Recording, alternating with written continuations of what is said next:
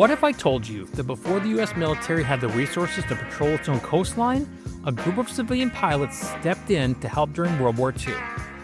Welcome to This Week in Aviation History. I'm Jim, and today we're going back to December 1st, 1941, when the Civil Air Patrol was founded to support the war effort and to make a major impact on aviation history. As the world prepared for war, the U.S. military was facing shortages of personnel and resources. The government needed help, and the solution came from an unexpected place: civilian pilots with their own planes. At the start of the 1940s, the United States was still recovering from the Great Depression and had yet to join the conflict that would become World War II. The country's defense infrastructure was limited, and there was a growing concern about potential threats in the air.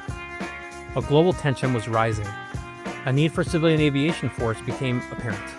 The concept came from Gil Rob Wilson, who was an aviation editor at the time and had visited Germany in the late 1930s. He had noted the impact of grounding civilian aircraft by the Germans. Upon his return, he met with the New Jersey governor. He would propose an idea that would bring use to the civilian air fleets to augment forces for what he believed was the impending war effort. The plan would use single-engine aircraft to conduct coastal and infrastructure patrols in New Jersey. The official founding of Civil Air Patrol came on December 1st, 1941, just days before the attacks on Pearl Harbor. Civil Air Patrol was established by United States Congress and President Franklin D. Roosevelt. Civil Air Patrol's main mission continued as they patrolled U.S. coastlines looking for enemy aircraft and submarines. At the time, the U.S. military didn't have the resources to patrol every inch of our coastline, and Civil Air Patrol filled that gap with volunteers flying their own aircraft.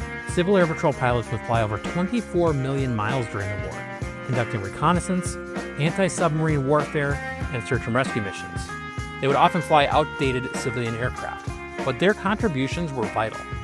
In fact, Civil Air Patrol crews were credited with striking several German U-boats off the United States coast.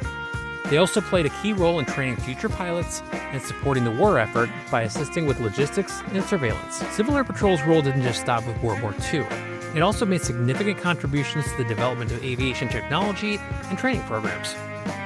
Many pilots who would fly with CAP during World War II would go on to join the U.S. Army Air Forces or become commercial pilots after the war.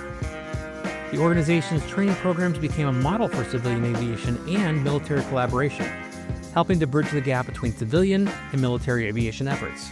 Today, CAP focuses on three key missions: emergency services, aerospace education, and cadet programs.